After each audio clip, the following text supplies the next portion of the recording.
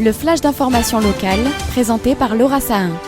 Bonjour à tous et bienvenue dans votre flash d'information sur Radio JM. Nous sommes le jeudi 22 février et voici les titres de cette édition. Benoît Payan, le maire de Marseille, a annoncé hier qu'une école marseillaise allait porter le nom de Manouchian. Il a fait partie des élus à avoir demandé l'entrée au Panthéon de Missac et Méliné Manouchian. C'est une école de la Capelette qui portera le nom des deux panthéonisés.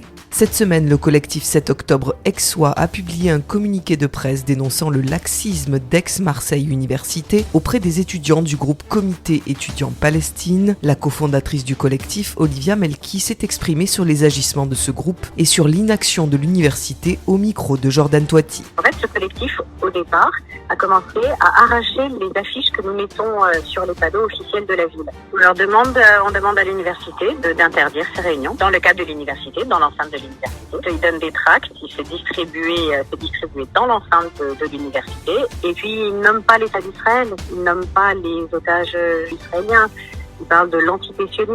Donc c'est la manipulation de la jeunesse, la manipulation, c'est contraire à tout règlement. Et puis c'est dangereux pour nous, c'est dangereux pour les étudiants juifs. Les retours, nous semblaient pas assez rapides. On sait que l'université fait beaucoup de choses. Et là, semble-t-il, peut-être pas à notre vitesse. Aujourd'hui, nous, notre collectif, il est là vraiment pour la libération des otages.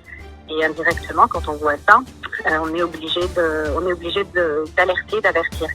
Plus d'une centaine de classes devraient fermer dans les Bouches-du-Rhône en septembre. Des parents d'élèves et enseignants ont manifesté hier devant la direction des services départementaux de l'éducation nationale à Marseille. Le nouvel entraîneur olympien Jean-Louis Gasset fait ses débuts à domicile. Ce soir, l'OM joue contre l'équipe ukrainienne du Shakhtar Donetsk. Une rencontre importante dans la Ligue Europa après un match nul à l'aller. Les Marseillais doivent gagner et s'ils ne veulent pas en sortir, les supporters sont mitigés. Quant à une victoire, ils s'expriment au micro de Nathan Sperling.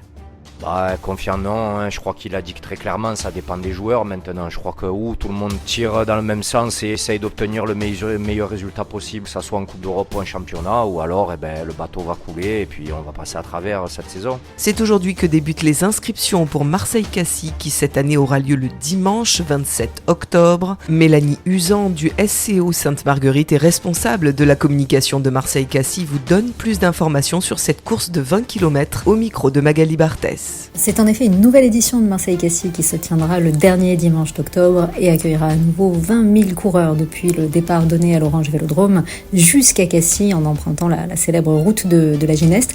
Les inscriptions pour les groupes sont déjà ouvertes depuis mardi dernier et le grand départ des inscriptions individuelles sera donné aujourd'hui, jeudi 22 février, dès 10h.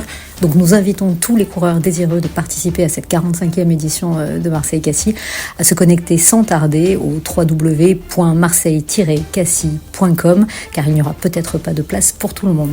La météo aujourd'hui à Marseille est de 14 degrés ce matin et jusqu'à 15 degrés cet après-midi sur notre belle cité phocéenne, aujourd'hui assez nuageuse. Toute l'équipe de Radio JM souhaite un grand Mazel Tov à Noémie Gage et à son époux Noémie qui travaille au CRIF Marseille-Provence et qui a donné naissance à une petite fille, Nahava, il y a quelques jours. Je vous retrouve tout à l'heure avec l'invité de la rédaction. Je reçois aujourd'hui Caroline Puig-Grenetier, réalisatrice et documentariste du film Le Silence des Justes, diffusé ce soir sur France 3. Un documentaire qu'il faut voir absolument, vous comprendrez pourquoi. À tout à l'heure à 13h sur le 90.5.